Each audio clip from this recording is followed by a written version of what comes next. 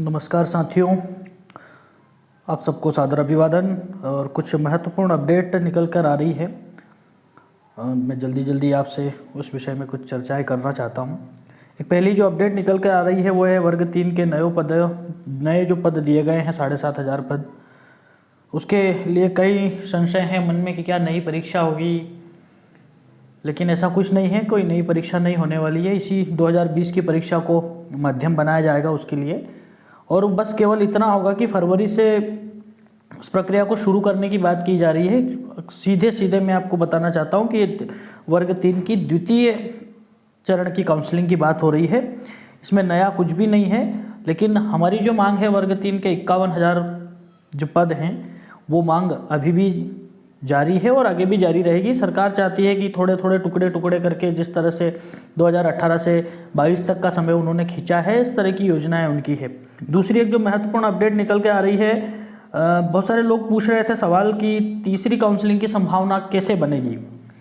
जी हाँ, मैं आपको बता देना चाहता हूँ कि थोड़े दिन पहले एक नोटिफिकेशन जारी हुआ है नई भर्ती, जिसके 29,000 पद की बात सरकार कह रही थी, और अभी एक बहाना उन्होंने बना लिया है। उन्होंने कहा वित्त विभाग से अनुमति नहीं मिली है, इसलिए केवल हम 7,500 पद नई भर्ती के लिए वर्ग 1 और 2 के लिए भरेंगे। तो बाकी बचे पदों का क्या होगा? निश्चित रूप से ये जो आंदोलन हमारा चल रहा है पद वृद्धि वाला और तृतीय काउंसलिंग की मांग को लेकर के, ये अपने सफलता के बिल्कुल नज़दीक है।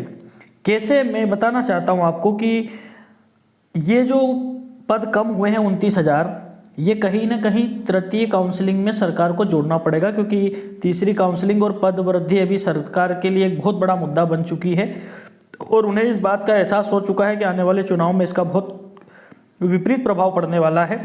इसलिए निश्चित रूप से तृतीय काउंसलिंग की प्रबल संभावना बन रही है, और मैं कह रहा हूँ कि बहुत जल्दी इसका नोटिफिकेशन भी सरकार को देना पड़ेगा। इसलिए ये जो पद हैं ये कम हुए हैं। दूसरा, आज अतिथियों को क्या मिला? सरकार अतिथियों को भी लुभाने की पूरी कोशिश कर रही है। कभी कहा है उनको नियमित करेंगे, कभी कहा जा रहा है उनकी विभागीय परीक्षा लेंगे, क्योंकि अतिथि का भी एक बड़ा आंदोलन है, और आज तो बड़ा आंदोलन था अतिथियों का 28 तारीख को।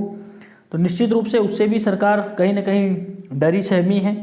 तो ये जो 29,000 पद अब 7,500 हो गए हैं, बचे हुए पद पर तृतीय काउंसलिंग और कुछ अतिथियों को इस प्रक्रिया के तहत, अतिथियों को इसलिए सरकार फोकस कर रही है क्योंकि आधी तनख्वाह में काम करेंगे, कोई मांग नहीं है।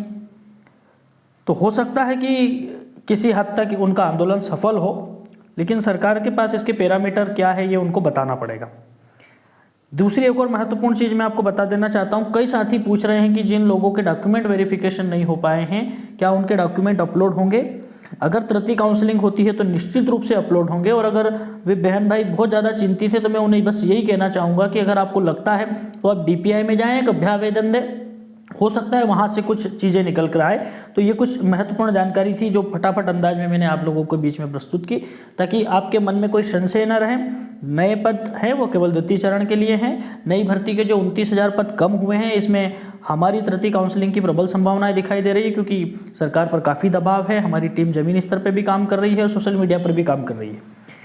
तो धन्यवाद आप सबको। और आप सबके एक खुशखबरी देनी थी, आप सबके आशीर्वाद से हमारे चैनल ने 1,000 सब्सक्राइबर पूरे किए हैं। आप सबका निरंतर स्नेह हमें ऐसे ही मिलता रहे।